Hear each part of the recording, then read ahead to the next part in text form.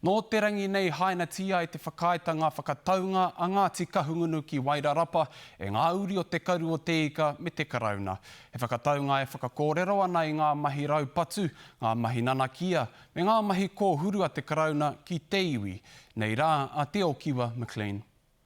Te waitohunga o te whakataunga tiriti o ka hungunu ki Wairarapa.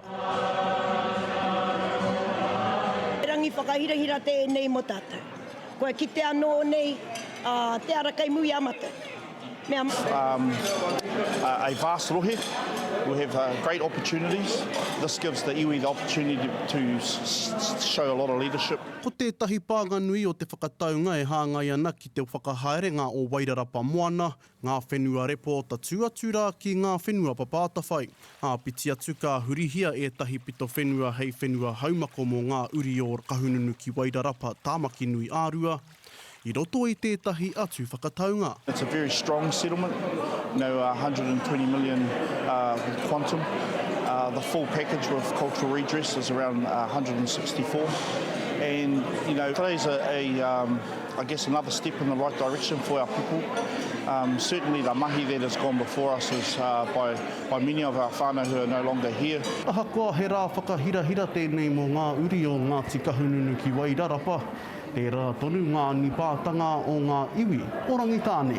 E anipā ana Rangitāne ki te whakahaerenga o Wairarapa moana i roto i te whakataunga.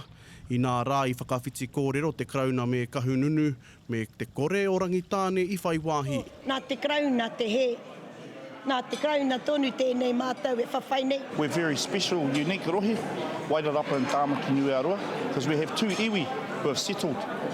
And if we can't grow our people, then something's wrong. So no, 100%, we all have rangitāne whakapapa, we all have kahununu whakapapa. We just need to work together. Ka taia tēnei wā, te tīmata anō, te whawhai anō, mā tamariki mokapuna a te take. Nā reira ai, kai konei ahari.